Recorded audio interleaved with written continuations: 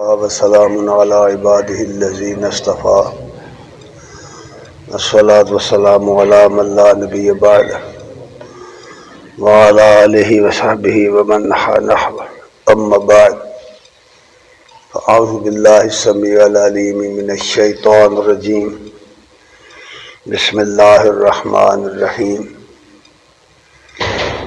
وَلَنَبْلُوَنَّكُمْ بِشَيْءٍ مِّنَ الْخَوْفِ وَالْجُوعِ وَنَقْصٍ مِّنَ الْأَمْوَالِ وَالْأَنفُسِ وَالثَّمَرَاتِ وَبَشِّرِ الصَّابِرِينَ. وقال النبي صلى الله عليه وآله وسلم والصبر ردائي صدق اللہ و مولانا العظیم و صدق رسولہ النبی الکریم ونحن علی ذلک لمن الشاہدین و شاکرین والحمد للہ رب العالمین. ہر قسم کی حمد و ثنا کے لائق اللہ جل شانہ کی ذات کریم ہے اور بے بہا درود و سلام محمد الرسول اللہ صلی اللہ علیہ وآلہ وسلم پر اور آپ کی آل اور اصحاب پر. حضرات گرامی قدر، اللہ تعالیٰ نے اس دنیا کو آزمائشوں کی دنیا بنایا ہوا ہے. اس دنیا کے اندر کوئی شخص ایسا نہیں ہے، نہ پہلے کبھی گزرا ہے، نہ اب موجود ہے، نہ آئندہ ہوگا، جس کو آزمائشوں سے نہ گزرنا پڑے. اس دنیا کی زندگی کو آزمائشوں سے پالا پڑا ہے. آپ جس طرف بھی جائیں، جس شعبے میں بھی جائیں، جو کام بھی کریں، جس حالت میں بھی ہوں، آپ کو ہر طرف آزمائش ہی آزمائش نظر آئے گی. اگر آپ خوشحال ہیں تو پھر بھی آزمائش ہے، اور اگر خوشحالی نہیں ہے تو پھر بھی آزمائش ہے. گویا ہر صورت میں، ہر شکل میں انسان آزمائشوں سے گزرتا ہے. یہ پہلی چیز ہے کہ ہمیں پتہ ہونا چاہیے کہ یہ زندگی اتنی سپاٹ نہیں ہے کہ آرام سے گزر جائے اور زندگی بھر کبھی انسان کو کوئی مسئلہ پیش نہ آئے، کوئی مشکل پیش نہ آئے، کوئی مصیبت پیش نہ آئے. یہ نہیں ہو سکتا. یہ آزمائشوں کی دنیا ہے. اور دوسری بات یہاں یہ ہے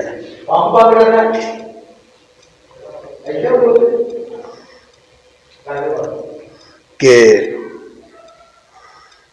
اس دنیا میں انسان کو ہر دوسری چیز جس سے پالا پڑتا ہے،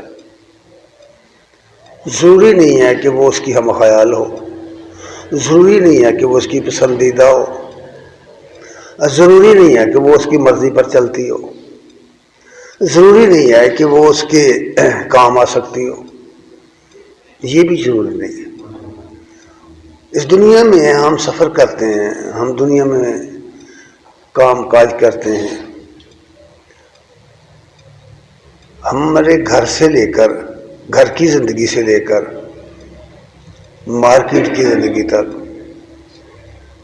زندگی کا کوئی بھی شعبہ ہو، آپ کہیں بھی چلے جائیں، آپ کو ضرور ایسے لوگوں سے واسطہ پڑے گا جو آپ کے مزاج کے خلاف ہیں، جو آپ کے خیالات کے خلاف ہیں، جو کچھ آپ چاہتے ہیں وہ نہیں مل رہا، جو آپ کرنا چاہتے ہیں وہ کرنے نہیں دیا جا رہا. یعنی جس شعبہ زندگی میں بھی آپ جائیں گے وہاں آپ کو رکاوٹوں سے سابقہ پیش آئے گا. یہ دوسری چیز ہے۔ اور پھر کبھی ایسا بھی ہوتا ہے کہ کتنی ہی چیزیں دنیا میں ایسی ہیں جن کو ہم حاصل کرنا چاہتے ہوتے ہیں، لیکن اس میں رکاوٹیں ایسی ہوتی ہیں کہ ہم حاصل نہیں کر سکتے، اور ایسی رکاوٹیں کہ اگر ہم ان کو عبور کرنے کی کوشش کریں، ان کو ہٹانے کی کوشش کریں، تو زندگی کے نئے مسائل پیدا ہو جاتے ہیں۔ تو اس حوالے سے اگر دیکھا جائے تو پوری زندگی ایک جہد مسلسل کی طرح ہے، دوڑ دھوپ کی طرح ہے، ہر وقت جدوجہد اور ہر وقت کوشش ہے، کہیں ناکامیاں ہیں کہیں کامیابیاں ہیں۔ اور پھر جب ہم لوگ اپنی مخالف چیزیں دیکھتے ہیں جن کو ہم پسند نہیں کرتے، یا جو چیزیں ہمارا راستہ روک رہی ہوتی، یا جو چیزیں ہمیں تنگ کر رہی ہوتی، یا جن چیزوں سے ہمیں تکلیف پہنچ رہی ہوتی، ہمیں نقصان اٹھانا پڑ رہا ہوتا ہے، تو اس حالت میں اس کا ایک رد عمل ہوتا ہے۔ وہ جو رد عمل ہے مخالف چیزوں کے بارے میں، ناموافق چیزوں کے بارے میں جو رد عمل انسان کے اندر پیدا ہوتا ہے، وہ رد عمل بعض اوقات اتنا اندوناک ہوتا ہے، اتنا نقصان دہ ہوتا ہے کہ اگر ہم اس پر کنٹرول نہ کریں، اس رد عمل کو روکے نہیں، تو اس کے نتیجے میں ایک بڑا فساد کھڑا ہو جاتا ہے۔ اور یہی وجہ ہے کہ یہ دنیا میں آپ جتنے فسادات دیکھ رہے ہیں، جتنے جھگڑے دیکھ رہے ہیں، گھر کی زندگی سے لے کر ایوانوں کی زندگی تک آپ دیکھیں، جتنے جھگڑے اور جتنے فسادات ہیں، ان کی بنیادی وجہ نفسیاتی طور پر یہ ہے کہ جو چیز ہمیں پسند نہیں، جو چیز ہمارے راستے کی رکاوٹ ہے، ہم اس سے درگزر نہیں کرتے، ہم اسے برداشت نہیں کرتے،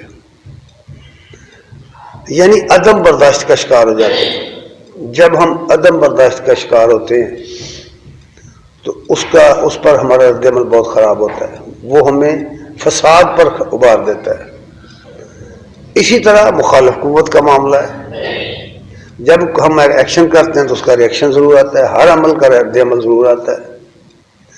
تو اس طرح یہ پوری دنیا فساد کی آوازگاہ بن جاتی ہے۔ ہمیں اسلامی شریعت جو سبق دیتی ہے وہ یہی سبق ہے۔ پہلی یہ کہ یہ دنیا آزمائش کی دنیا ہے، یہاں تمہاری آزمائش ہر ایک شخص کی ہوگی، کس طرح ہوگی یہ کچھ پتہ نہیں، پتہ نہیں کون سی چیز تو آپ کے لیے آزمائش بن کر آ جائے، آزمائش ہوگی۔ اس حوالے سے جو اس کا رد عمل ہے آزمائشوں کا، ان کا ذکر کیا گیا ہے قرآن مجید میں، ان کا ذکر کیا گیا ہے، بڑی تفصیل سے کیا گیا ہے، لیکن خاص کر چیزیں دو تین ہیں، چند چیزیں ہیں جن پر عمومی طور پر آزمائش آتی ہے، اور وہ آزمائش ایسی ہوتی ہے کہ بہت کم ہی لوگ اس میں پورا اترتے ہیں، اکثر لوگ پھسل جاتے ہیں، اپنی راہ کھوٹی کر بیٹھتے ہیں، اپنا راستہ چھوڑ بیٹھتے ہیں۔ اور جب کوئی شخص اپنا راستہ کسی آزمائش کی وجہ سے چھوڑتا ہے تو اس کی زندگی ناکام ہو جاتی ہے۔ یہ پہلی بات۔ جب یہ دنیا آزمائش کی دنیا ہے تو اس کا کوئی علاج بھی تو ہوگا اور ہونا چاہیے۔ آزمائش کی دنیا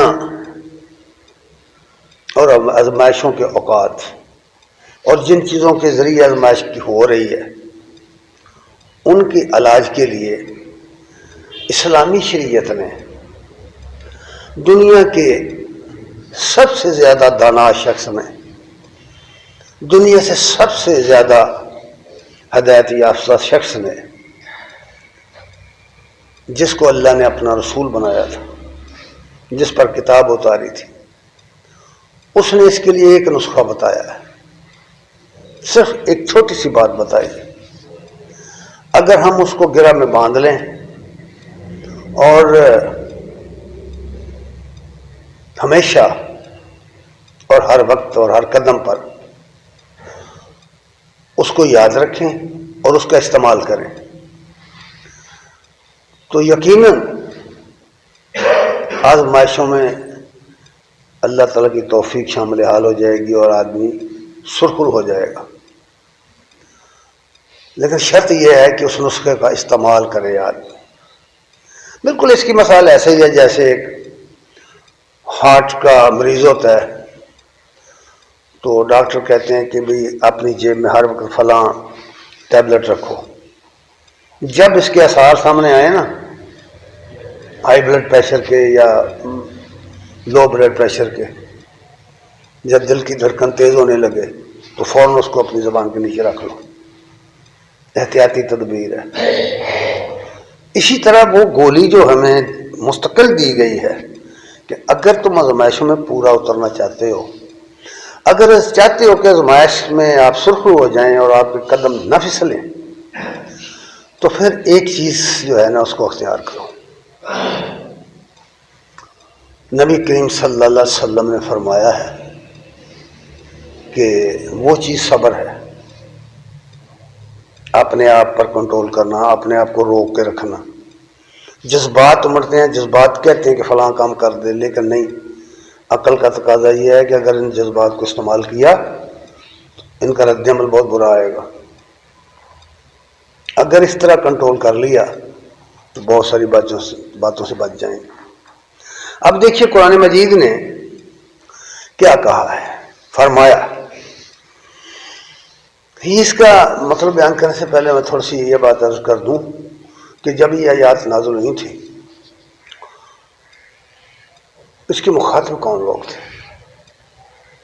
اور ماحول کیا تھا، حالات کس طرح کے تھے اس وقت۔ قرآن مجید کی بہت ساری آیات اور بہت سارے مضامین ایسے ہیں جن کی ہمیں سمجھ نہیں آتی، سمجھانے سے بھی نہیں آتی۔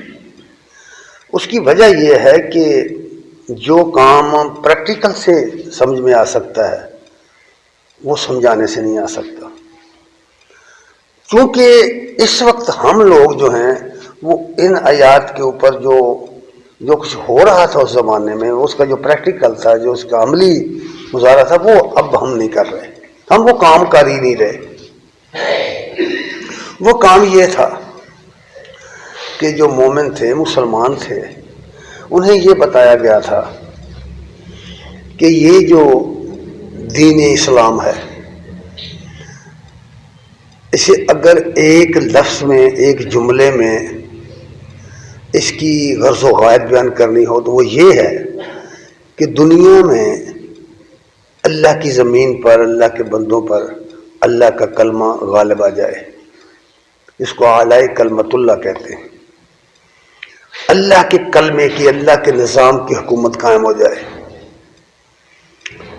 یہ اصل بات ہے کہ دنیا سے کفر کی طاقت ٹوٹ جائے اور اس کی جگہ اس کی حکومت ختم ہو جائے اور اس کی جگہ اسلام کی حکومت قائم ہو جائے۔ یہ کام تھا۔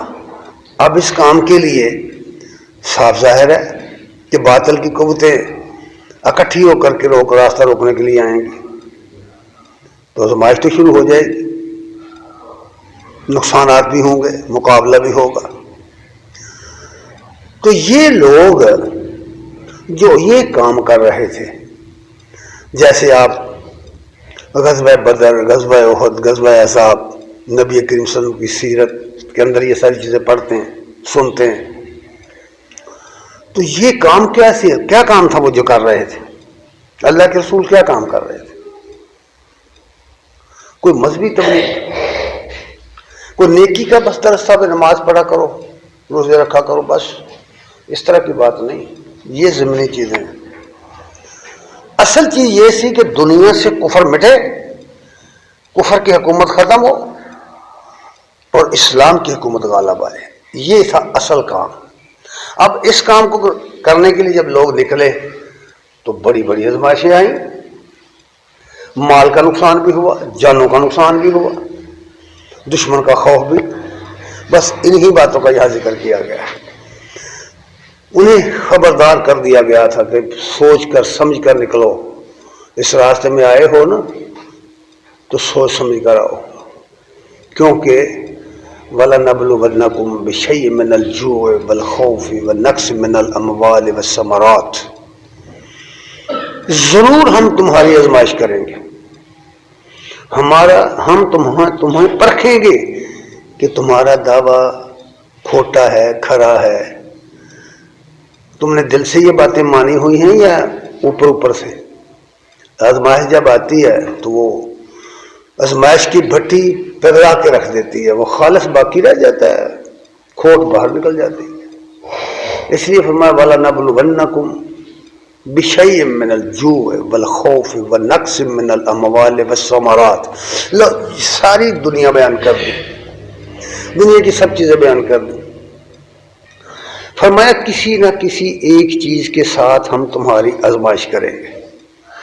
اس میں پہلی چیز جو دراصل نفسیاتی طور پر انسان کو ڈیمیج کرتی ہے، کمزور کرتی ہے، وہ خوف ہوتا ہے، خوف کی کیفیت ہوتی ہے، کسی بھی چیز کا خوف۔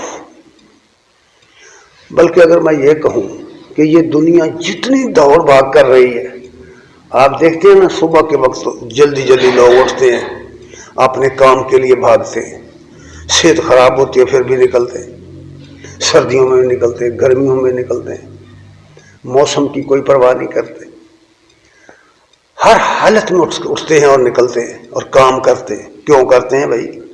چلیں رہنے دیں، آج سردی بہت ہے کام چھوڑ دو، گرمی بہت ہے چھوڑ دو، نہیں، اندر ایک خوف ہے۔ وہ خوف یہ ہے کہ اگر کام نہ کیا، محنت نہ کی، مشقت نہ کی تو کھائیں گے کہاں سے؟ روزی کہاں سے آئے گی؟ انسان ہیں ہم، جانور تو نہیں ہیں، پرندے تو نہیں ہیں کہ اڑیں گے اور جا کر کے دانا چوگ لیں گے۔ یہ خوف ہے نفسیت طور پر اندر، وہ ہمیں بیٹھنے نہیں دیتا۔ یہ ایک مثال کے طور پر میں نے عرض کیا ہے۔ تو اب جب آپ کی زندگی کا کوئی بڑا مقصد ہو اور وہ ہو بھی صرف فی سبیل اللہ،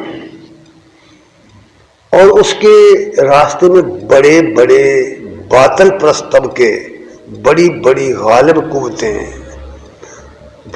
مسلح قوتیں سامنے کھڑی ہوں اور ان کے مقابلے کے لیے آپ کے پاس ان کا مقابلہ کرنے کے پورا ساز و سامان بھی نہ ہو، تو کیا دشمن کا خوف نہیں آئے گا؟ دشمن کا خوف جو ہوتا ہے وہ، آئیے دیکھتے نہیں آپ، یہ باڈی گارڈ کھڑے ہیں، یہ بڑے بڑے جو لوگ ہیں انہوں نے اپنے ساتھ باڈی گارڈ لگائے ہوئے ہیں، وہ کیوں؟ خوف کی وجہ سے ہے نا، دشمن کا ڈر ہے۔ یہ بل پروف گاڑیاں کیوں؟ خوف کی وجہ سے ہے نا۔ تو خوف جو ہے نا، یہ اصل بنیادی چیز ہے، خوف۔ ان چیزوں میں سے جن سے آزمائش ہوگی ان میں سے پہلی چیز خوف ہے۔ اگر خوف ہے کسی آدمی کے دل میں تو وہ دین اسلام کے راستے پر ایک قدم بھی نہیں چل سکتا۔ یہ بات پہلی ہے کہ پہلے اس کو نکالو اور اس بات پر یقین کرو کہ اسباب اللہ کے ہاتھ میں ہے، قوت اللہ کے ہاتھ میں، ان القوت للہ جمیعا، سب قوتوں کا مالک اللہ ہے، مسبب الاسباب اللہ ہے، ہاں موت و حیات اللہ کے اختیار میں ہے، ساری بھلائیاں اللہ کے اختیار میں۔ اس پہلے یہ بات ہے کہ یقین پیدا کرو، یقین پیدا کرو۔ یقین جب تک نہ ہو اپنے سچا ہونے کا، یقین جب تک پیدا نہ ہو کہ میں حق کے راستے پہ چل رہا ہوں، اگر اس راستے میں میں نے اپنی جان دے دی، اپنا مال ضائع کر لیا دنیاوی لحاظ سے، تو میں آخرت میں پھر بھی کامیاب رہوں گا۔ یہ یقین اس کو بے خوف کر دیتا ہے۔ اس لیے کہا نا الیس اللہ بکاف عبدہ، فرمایا کیا بندے کو اس کا اللہ کافی نہیں ہے؟ اللہ کافی نہیں ہے بندے کو؟ اگر اس بات پر یقین ہے تو کوئی چیز بھی نقصان نہیں کرتی، ہو بھی جائے تو عارضی ہوگا، وہ پھر اس بات پیدا کرے گا۔ یہ پہلی چیز ہے خوف۔ دوسری چیز جو ہے اس دنیا میں، دوسری شے وہ تنگ دستی ہے، افلاس ہے، بھوک ہے۔ افلاس بہت بری چیز ہے۔ اللہ تعالیٰ نے محتاجی سے، اللہ تعالیٰ نے کے پیغمبر نے، اللہ کے رسول نے محتاجی سے پناہ مانگی ہے، اس کے شر سے پناہ مانگی۔ تو یہ بھوک جو ہے یہ بہت نقصان دہ چیز ہے، اور یہ جب آ جاتی ہے تو کیا بھوک کے اندر کوئی آدمی قائم رہ سکتا ہے؟ اپنی خودی کو قائم رکھ لے گا؟ بھوکا ہے آدمی، کئی دنوں سے بھوکا ہے، اس کے بچے بھی بھوکے ہیں، اور اس کے پاس کھانے پینے کو کچھ نہیں ہے، کوئی ذریعہ معاش نہیں ہے، کوئی مددگار نہیں ہے۔ تو پھر یہ روزانہ جو خبریں سنتے ہیں کہ فلاں آدمی نے اپنے بچے مار ڈالے، فلاں آدمی نے خودکشی کر لی، اس کی وجہ کیا ہے؟ یہی بھوک ہی تو ہے نا، دریا میں ڈال دیے بچے، خودکشی کر لی۔ کیوں؟ دراصل یقین نہیں تھا۔ اصل بات یہ ہے کیونکہ بھوک کا علاج پتے کھا کر بھی ہو سکتا ہے، یاد رکھنا، ضرور روٹی ہی علاج نہیں ہے بھوک کا۔ بھوک مٹانے کے لیے اور بھی چیزیں دنیا میں پھیلی ہوئی ہیں جن پر نہ کوئی قیمت لگتی ہے، نہ کوئی روکنے والا ہے، بھوک مٹائی جا سکتی، اور اس کی مثالیں ہماری مسلمانوں کی تاریخ میں ہیں۔ تو مطلب یہ نکلا کہ بھوک کی حالت بھی ہو تو پھر بھی ایمان نہیں چھوڑا جائے گا، اپنے یقین کو متزلزل نہیں ہونے دیا جائے گا۔ اس کا علاج کس بات سے ہو رہا ہے؟ صبر سے۔ نبی صلی اللہ علیہ وسلم نے فرمایا وَالصَّبْرُ رِدَائِي، صبر میری چادر ہے۔ چادر کیا کرتی ہے بھائی؟ چادر کی بکل جب ہم مار لیتے ہیں، پورے جسم کو باہر کی جو مخالف ہوا آ رہی ہے، سرد ہوا آ رہی ہے، سردی آ رہی ہے، دیگر بہت سی چیزیں، ان سے بچانے کے لیے ہم نے چادر لی ہے۔ تو اس لیے فرمایا، مثال بہت کمال کی دی کہ وَالصَّبْرُ رِدَائِي، صبر میری چادر ہے۔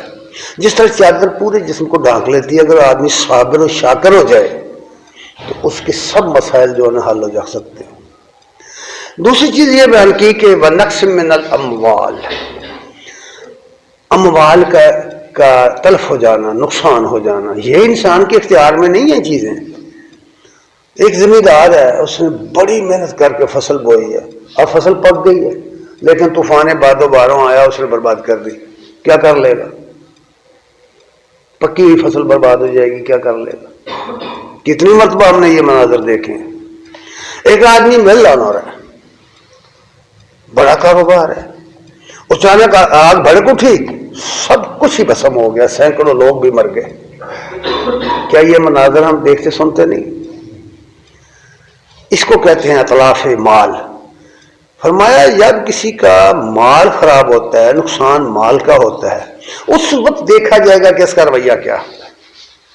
یہ اللہ تعالیٰ کو برا بھلا کہتا ہے، جزا و سزا کرتا ہے، یہ صبر کے ساتھ اللہ سے مدد مانگتا ہے، کیا کرتا ہے؟ آزمائش اس کی ہوگی۔ اور پھر اس سے بھی بڑی بات کہی والانفس، جانیں بھی تلف ہو سکتی ہیں۔ کس کا بیٹا چلا گیا اس راستے میں، کس کا باپ چلا گیا، کس کا بھائی چلا گیا۔ یہ لوگ کیا فوت نہیں ہوتے؟ ہوتے ہیں نا۔ مجھے ایک بات یاد آ گئی، ایک زمانہ تھا جب روس کی فوجیں افغانستان میں داخل ہوئی۔ اب ظاہر ہے روس کے مقابلے میں روس سپر پاور تھا، اس کے مقابلے میں جو لوگ تھے ان کے پاس کچھ بھی نہیں تھا. ان کے تن پر پورے کپڑے نہیں تھے, ان کے پاؤں میں جوتے نہیں تھے, اسلحہ ان کے پاس نہیں تھا, کھانے کے لیے ان کے پاس کچھ نہیں تھا. وہ پانی, چشموں کا پانی پی کر, پتے کھا کر گزارا کرتے تھے, لیکن لڑتے تھے اس کے مقابلے. اور روس کے بمبار طیارے ان پر بمباری کرتے تھے. پھر اس کے بعد امریکہ آیا, اس نے بھی وہ جو کچھ کیا سب کچھ لوگوں کے سامنے ہے. تو اس زمانے میں حکمت یار پاکستان کے دورہ پر آئے. انہوں نے منصورہ میں ایک تقریب میں خطاب کیا تو اس نے کہا کہ مسلمانوں, خاص کر اس نے کہا پاکستانیوں, تمہارے جتنے لوگ روڈ ایکسیڈنٹ میں مرتے ہیں اتنے افغان وہاں ان کافروں کی گولیوں سے نہیں مرتے. روڈ ایکسیڈنٹ میں جتنے لوگ یہاں مر جاتے ہیں, لیکن یہ مرنا کسی کام کا نہیں. وہ مرنا آزادی کا ہے, خودداری کا ہے. اس مرنے والے کا اللہ کے ہاں بہت بڑا مرتبہ ہے. اس مرنے والے کی کوئی حقیقت نہیں ہے. دنیا میں سب کچھ ہوتا رہتا ہے, لیکن اگر کوئی شخص اس راستے میں نکلا اور اس کی جان کو نقصان ہو گیا تو صبر نے اس کو سہارا دیا ہے, تو پھر وہ اپنے مشن میں ثابت قدم رہتا ہے. صحابہ کرام کی زندگی کا یہی راز تھا. یہ بات میں آپ کو بتا دوں, جتنے دنیا میں بڑے بڑے لوگ اٹھے ہیں, مومن, مصلح, ریفارمر, ان کی زندگی کا یہی راز تھا کہ وہ صابر شاکر قسم کے لوگ تھے. وہ موت سے نہیں ڈرے, وہ افلاس سے نہیں ڈرے, وہ بھوک سے نہیں ڈرے, ان باتوں سے نہیں ڈرے. اور پھر ثمرات, اور یہ غلہ, اس کا اطراف, پھل سارے ضائع ہو گئے. یہاں یہ بات فرمائی ہے کہ جو لوگ ان آزمائشوں سے گزر کر ثابت قدمی کا مظاہرہ کر گئے, وبشر صابرین, ان صبر کرنے والوں کو اے نبی خوشخبری سنا دو, ان سب کو خوشخبری سنا دو. اور یہ صبر جو ہے یہ ایک ایسی دوائی ہے کہ اس کی بھی فیکٹری ہے ایک. یہ کہاں بنتی ہے, کہاں سے حاصل ہوتی ہے, اس کے ذرائع کیا ہیں, یہ بھی قرآن مجید کو پڑھیں گے تو آپ کو پتہ چلے گا کہ کبھی کبھی ایسا ہوتا ہے کہ آدمی کا من بے صبر ہو جاتا ہے. تو اس کا طریقہ یہ بتایا گیا کہ یا ایھا الذین آمنوا استعینوا بالصبر والصلاۃ, اے ایمان والو صبر اور نماز, صبر کے ساتھ دلجمی کے ساتھ نماز قائم کرو, اس سے مدد لو, ان دو چیزوں سے مدد لو اپنے آپ کو اپنے پاؤں پر کھڑا کرنے کے لیے. اللہ کی راہ میں کھڑا ہونا ہے. اگر آپ نے اللہ کا کام کرنا ہے تو یہ دو کام آپ کو کر سکتے. نماز پڑھیں. کئی مرتبہ دیکھا ہے کبھی کبھی کسی نہ کسی معاملے میں ٹینشن ہو جاتی اور بہت ساری چیزیں یاد ہوتی ہیں تو بھول جاتی, ذہنی طور پر آدمی مفلوج ہو جاتا ہے. تو آزمائش کر کے یہ دیکھا ہے کہ جب ٹینشن ہوتی ہے وہ پیچھا نہیں چھوڑ رہی, وہ ذہن سے نہیں نکل رہی. کسی کو بیٹے کی ٹینشن ہے, کسی کو اولاد کی ٹینشن ہے, کسی کو مال کی ٹینشن ہے, کسی کو کوئی نقصان کی ٹینشن, کوئی نہ کوئی چکر بن گیا. اگر آپ ٹینشن سے بچنا چاہتے ہیں, ڈاکٹر حضرات کہتے ہیں کہ بلڈ پریشر اس آدمی کو زیادہ ہوتا ہے جو ٹینشن کا شکار ہے. اور ٹینشن کی بھی بہت ساری قسمیں ہیں. تو اس کا بہت آسان حل ہے کہ آپ نماز پڑھیں پوری دلجمی کے ساتھ, ٹینشن ختم. قرآن پڑھیں, ٹینشن ختم, بشرطے کہ آپ اس کو سمجھ کے پڑھیں, بشرطے کہ آپ اس کی گہرائی میں اتریں. آپ ایک ہی کام ہوگا نا, یا تو اس کو پوری سمجھ کے ساتھ اس میں اتریں گے. جب اس میں سمجھ کے ساتھ اتریں گے تو وہ جاتی رہے گی, اگر بے سمجھ سے پڑھیں گے تو وہ غالب رہے گی. ایک چیز رہ سکتی ہے، دل اللہ نے دو نہیں بنائے، سینے میں دو دل نہیں بنائے اللہ نے، ایک دل بنایا، اس میں ایک ہی چیز رہتی ہے۔ اس لیے یہ بات کہی گئی ہے پھر ان مشکلات کو، اور پھر ساتھ ہی کہہ دیا کہ یقین پیدا کرو ان اللہ مع الصابرین، اللہ صبر کرنے والوں کو، جم کے کھڑے رہنے والوں کو ساتھ ہوتا ہے، اللہ ان کے ساتھ ہوتا ہے۔ اس کی مثالیں بہت زیادہ ہیں صحابہ کرام کی زندگی میں، نبی صلی اللہ علیہ وسلم کی زندگی میں۔ آپ نے بڑے خوف کے عالم میں ابو بکر رضی اللہ تعالیٰ عنہ نے کہا تھا نا غار ثور میں جب چھپے ہوئے تھے، تو انہوں نے کہا یا رسول اللہ اگر یہ اپنے پاؤں کی طرف دیکھیں ہم پکڑے جائیں۔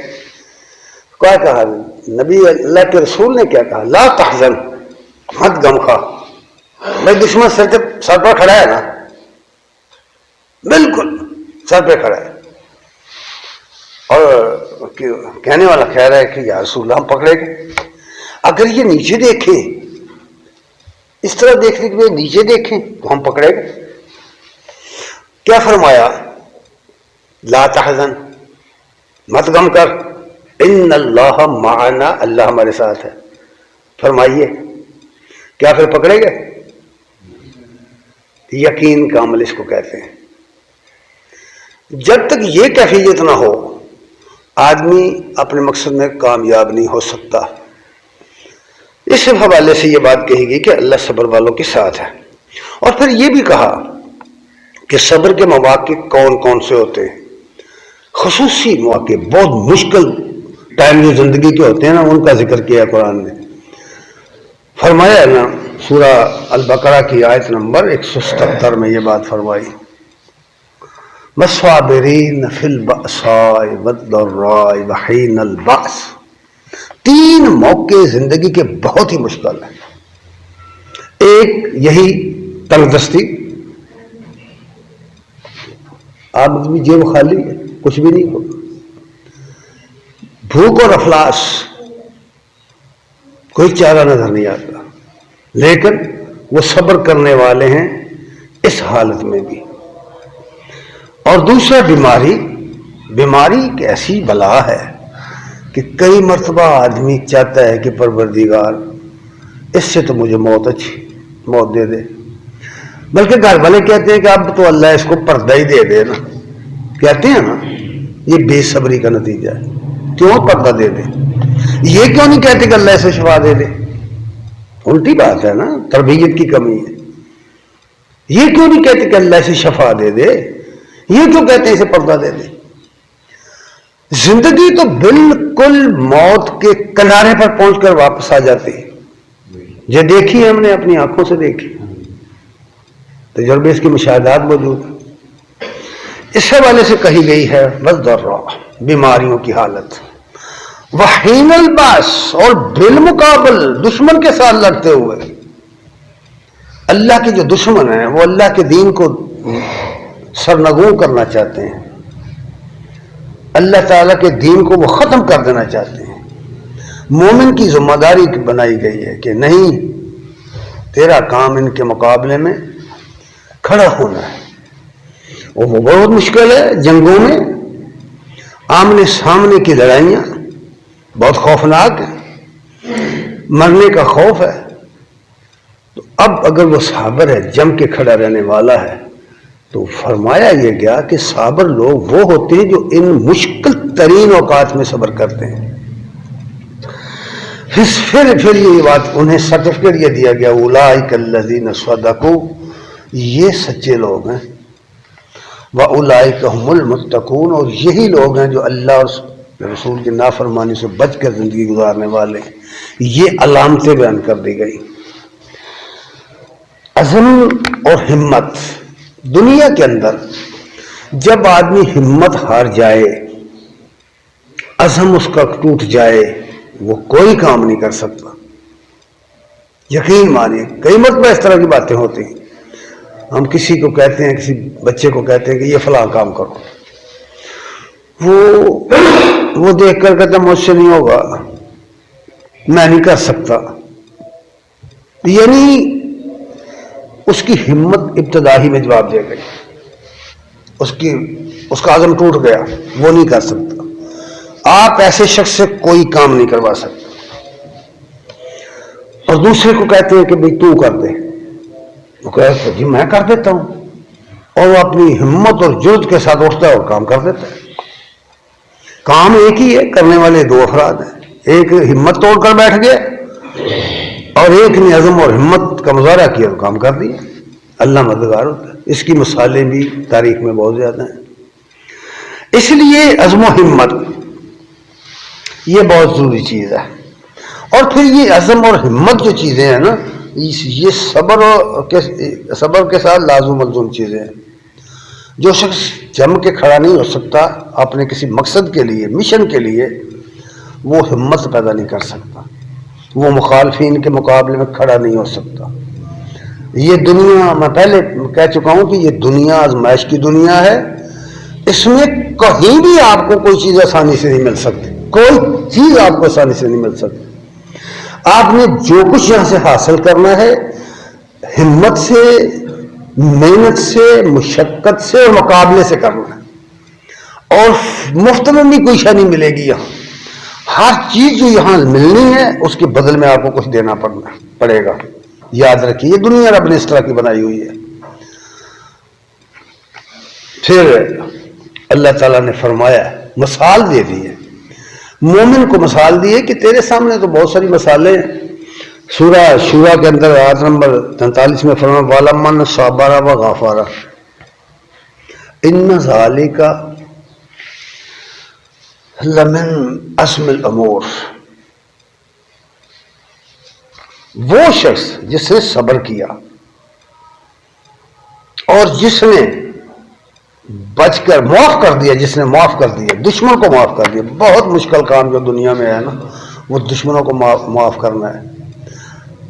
دشمن کو جب آدمی قابو پائے اس پر اور اسے معاف کرنا، یہ بڑے جگرے کا کام ہے، بڑے جگرے کا کام ہے۔ یہ اس کا الگ موضوع ہے، اس کو بھی بیان کیا گیا حامیم سجدہ میں بڑی تفصیل سے۔ قرآن مجید میں اس طرح کی بہت ساری باتیں بیان کی ہوئی ہیں۔ یہ شخصیت کو نکھارنے کی باتیں جو ہمیں اس لیے نہیں ہمیں پتہ چلا کہ ہم نے قرآن تو پڑھا ہی نہیں، قرآن کی طرف تو ہم راغب ہی نہیں ہوتے، اس لیے فرمایا ان ذالک لم عزم الامور۔ یہ کام کہ دشمن پر قابو پانا اور اسے معاف کر دینا یہ آسان کام نہیں ہے، یہ عزم و ہمت کا کام ہے۔ اور صبر کرنا کیا اس کی مثال دیکھتے نہیں کہ وہ لوگ جنہوں نے نبی صلی اللہ علیہ وسلم کے اصحاب کو شہید کیا، آپ کے خاندان کو تکلیفیں دیں، آپ کی بیٹیوں پر الزام لگائے، آپ کے ازواج پر الزام لگائے، آپ کے قتل کے درپے رہے، آپ کے اوپر ظلم کے پہاڑ توڑ دیے، آپ کے ساتھیوں کو مار مار کر ہلکان کرتے رہے، کون سا ظلم ہے جو نہیں کیا انہوں نے؟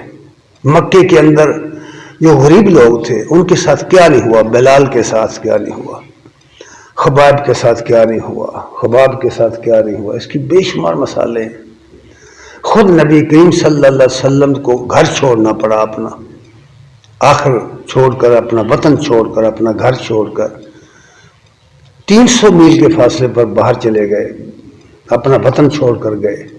کاروبار کے لیے نہیں گئے تھے، دین کی خاطر، عقیدے کی وجہ سے، عقیدہ بچانے گئے تھے۔ اب جب ان پر غلبہ حاصل ہوا ہے، جب وہی لوگ مغلوب ہوئے فتح مکہ کے موقع پر، وہ بڑے بڑے لوگ وہ سامنے کھڑے تھے آپ کے، سب قیدیوں کی طرح۔ اگر آپ چاہتے تو انہیں قتل کروا سکتے تھے، اگر آپ چاہتے تو انہیں قیدی بنا سکتے تھے، جو چاہتے کر سکتے تھے نا، تو یہی کیا پھر جو جس آیت میں بیان کیا گیا وَلَمَّنْ صَبَرَ وَغَفَرَ، فرمایا لا تثریب علیکم اليوم وانتم الطلقاء، جاؤ میں نے تمہیں معاف کیا، کوئی سرزنش نہیں، اب تم آزاد ہو۔ اپنے عمل سے ہمیں ایک نمونہ دکھایا ہے نا، اور ہم لوگ کہتے ہیں کہ رسول اللہ صلی اللہ علیہ وسلم کی ذات جو ہے وہ ہمارے لیے نمونہ ہے، کہتے رہتے ہیں نا۔ کبھی اس کا مظاہرہ بھی کیا، کبھی اس نمونے پر عمل کیا ہے ہم نے؟ نہیں، کبھی نہیں، آپ کبھی نہیں دیکھیں گے۔ ہزاروں سینکڑوں لوگوں کو دیکھیں، حکمرانوں کو دیکھیں، سیاستدانوں کو دیکھیں، اور لوگوں کو دیکھیں، نہیں آپ کو یہ نمونے نظر نہیں آئیں گے۔ اس حوالے سے یہ بات کہی گئی ہے۔ پھر فرمایا کہ فاصبر کما صبر، ایسے صبر کرو جیسے صبر کیا تھا اولو العزم من الرسل، عزم و ہمت والے رسولوں نے جس طرح صبر کیا تھا اس تحریک کو آگے بڑھانے کے لیے، اور انہیں جو مشکلات پیش آئی ہیں قرآن میں ان کے سب کے حالات بیان ہوئے، سب کے حالات بیان ہوئے۔ موسیٰ علیہ السلام، ہارون علیہ السلام وطن سے اپنے گھر بار سے نکلے اور مہاجرت کی زندگی بسر، دیگر صحابہ، خود ابراہیم علیہ السلام، تصور نہیں آدمی کہہ سکتا اکیلے تنہا، باپ نے کہا، باپ کہہ رہے ہیں نکل جائے یہاں سے، میں ورنہ تجھے سنسار کر دوں گا۔ کتنی مشکل ہے یہ بات، آپ اندازہ نہیں کر سکتے۔ اسی لیے کہا کہ صبر کرو، فاصبر، صبر کرو، کما صبروا، اس طرح جس طرح اولو العزم رسولوں نے صبر کیا ہے۔ وہ نمونے ہیں تمہارے سامنے، تو یہ سمجھا دی ہے بات۔ یہ مشکلات سے بھری دنیا، یہ مشکلات سے بھری دنیا، قدم قدم پر مشکلات ہیں یہاں، قدم قدم پر۔ کوئی ایک موقع ایسا نہیں ہوتا جب آپ کسی نہ کسی آزمائش سے نہیں گزرتے، اور کوئی ایسا ایک موقع نہیں ہوتا جہاں آپ کو غصہ نہیں آتا۔ آپ سڑک پہ چلتے ہیں، موٹر سائیکل چلا رہے ہیں، گاڑی چلا رہے ہیں، آپ کو رستہ نہیں دے رہا، ریڑھی والا رستہ نہیں دے رہا، گدھا گاڑی والا رستہ نہیں دے رہا، آپ کو بہت غصہ آتا ہے۔ موٹر سائیکل والا رستہ نہیں دے رہا، گاڑی والے کو وہ سے بڑا غصہ آتا ہے۔ یہ چیزیں آپ چلتے ہوئے دیکھتے ہیں، اگر آپ نے اس غصے کا مظاہرہ کیا تو نقصان اٹھا جائیں گے۔ لوگ سمجھتے ہیں کہ یہاں صبر بس مسجدوں میں کرنا ہے اور گھروں میں کرنا ہے، نہیں، باہر نکلو ذرا، روڈ پہ نکلو، منڈی میں جاؤ، مارکیٹوں میں جاؤ، ایوانوں میں جاؤ، پھر دیکھو نا کہ اس کا مظاہرہ ہو رہا ہے کہ نہیں۔ اور اس کا عملی مظاہرہ نہ ہونے کا نتیجہ ہے کہ پوری دنیا فساد سے بھر گئی۔ اس کے لیے بھی لوگوں نے بہت سارے سوال کیے۔ اس علاج بھری دنیا جو ہے، مشکلات سے بھری دنیا کا علاج کیا ہے؟ ایک شخص آیا، انس رضی اللہ تعالیٰ عنہ کہتے ہیں کہ رسول اللہ صلی اللہ علیہ وسلم کی خدمت میں ایک شخص آیا، فقال یا رسول اللہ، اس نے کہا یا رسول اللہ، ای الدعاء افضل، بہترین دعا کیا ہے، بہترین پکار کیا ہے؟ دعا کا ترجمہ میں نے کیا ہے، پکار بہترین کیا ہے؟ اللہ کو پکارنا ہے نا، دعا تو اللہ کے لیے ہوتی ہے، اسی لیے دعا کو عبادت کہتے ہیں۔ اللہ کے سوا کسی کو مت پکارو۔ بہترین دعا کیا ہے؟ قال، رسول اللہ صلی اللہ علیہ وسلم نے فرمایا، سل ربک العافیۃ والمعافات فی الدنیا والآخرہ، فرمایا یوں دعا کیا کر، اپنے رب سے یوں مانگ کہ اللہ مجھے عافیت عطا فرما اور مجھے معافات عطا فرما، دنیا میں بھی اور آخرت میں بھی۔ عافیت یہ ہے جن چیزوں کا اوپر میں نے ذکر کیا ہے نا، یہ جتنی چیزوں کا ذکر کیا ہے ان کے مقابلے میں عافیت آتی ہے۔ دنیا میں عافیت، مالی تنگ دستی سے، بھوک سے، افلاس سے، خوف سے عافیت۔ اللہ تعالیٰ محفوظ رکھ مجھے لوگوں کے غیظ و غضب سے، محفوظ رکھ، اس کو معافات کہتے ہیں کہ دشمنوں کے خوف سے مجھے محفوظ رکھ، مخالف لوگوں کے حربوں سے، ان کے ہتھ کنڈوں سے مجھے محفوظ رکھ، یہ دعا کر۔ اچھا، انس رضی اللہ تعالیٰ عنہ کہتے ہیں کہ ثم اتاہ فی یوم ثانی، وہ دوسرے دن پھر آ گیا، وہ شخص دوسرے دن پھر آ گیا، تسلی نہیں ہوئی۔ یعنی یہ چھوٹی سی بات ہے، دو باتیں کہی ہیں، عافیت طلب کر، معافات طلب کر، دنیا میں بھی آخرت میں بھی۔ وہ دوسرے دن پھر آیا، فقال یا رسول اللہ، اس نے کہا یا رسول اللہ، ای الدعاء افضل، بہترین دعا کون سی ہے؟ فقال رسول اللہ صلی اللہ علیہ وسلم نے فرمایا وہی دعا فقال له مثل ذلك، تو آپ نے اسی کی مثل پھر بتا دیا اسے کہ وہ دعا کر جو میں نے تجھے بتائی ہے، وہ دعا کر۔ اچھا، دعا کے بارے میں ایک بات یاد رکھیے، دعا کرنے سے کچھ بھی نہیں ہوتا اگر دعا کے ساتھ آدمی عمل نہ کرے۔ اگر دعا کرے عمل نہ کرے کچھ نہیں ہوتا، کیونکہ اللہ تعالیٰ کچھ کرنے والوں کی دعائیں قبول کرتا ہے، کچھ نہ کرنے والوں کی دعائیں قبول نہیں کرتا، یاد رکھنا۔ دعا ایک تحریک ہے، اندر تحریک پیدا کرتی ہے آدمی کی، اسے یقین دیتی ہے کہ اب میں یہ کام کروں گا تو میرے رب کی مدد میرے ساتھ ہوگی۔ اس لیے وہ کہتے ہیں کہ دوسرے دن جب وہ آیا فقال له مثل ذلك، آپ نے پھر اسے اسی طرح کہا۔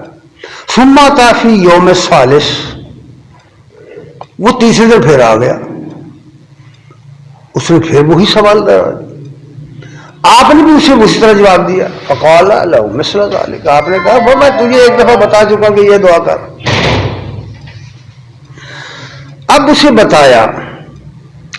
قال، آپ نے فرمایا بات سمجھ، فَإِذَا أُوتِيَتِ الْعَافِيَةَ وَالْمُعَافَاةَ فِي الدُّنْيَا وَالْآخِرَةِ فَقَدْ أَفْلَحْتَ، تجھے پتہ نہیں ہے کہ اگر دنیا میں تجھے عافیت حاصل ہو جائے اور معافات حاصل ہو جائے، یعنی جو مادی چیزیں جن کا نقصان ہوتا ہے، نفسیاتی جو چیزیں جو خوف ہے، بھوک ہے، افلاس ہے، مالی نقصانات ہیں، ان سے اگر تمہیں حفاظت ہو جائے، وہ نہ ہو، اور دوسری طرف جو تمہارے دشمن ہے وہ تم پہ غالب نہ آ سکے، تو بتا اس سے زیادہ بہتر اور کیا ہے۔ یہ چیز اگر دنیا میں بھی تجھے حاصل ہو جائے تو اس سے تیری آخرت بن جائے گی۔ قد افلحت، تو کامیاب ہو گیا۔ دنیا کے اندر کامیابی کے لیے آدمی کا محفوظ ہونا ضروری ہے، اس کا مال محفوظ ہو، اس کی جان محفوظ ہو، اس کا عزت محفوظ ہو، اس نفسیاتی طور پر وہ محفوظ ہو، اس کی حفاظت ہو، اس کو یقین ہو جائے کہ میں محفوظ ہوں۔ اگر وہ محفوظ ہے اور اپنے دشمنوں سے بھی محفوظ ہو جائے تو کیا خیال ہے آپ کا کہ وہ کامیاب زندگی نہیں ہو سکتی؟ یہی بات سمجھائی گئی ہے کہ اس دنیا میں عافیت حاصل کرنے کے لیے اوپر جو میں نے عرض کی ہیں باتیں، ان کی مدد لو، اور صبر کی مدد لو گے تو تمہیں یہ چیزیں عافیت حاصل ہو جائے گی اور دشمنوں سے حفاظت حاصل ہو جائے گی۔ یہ صاف صاف کہہ دیا۔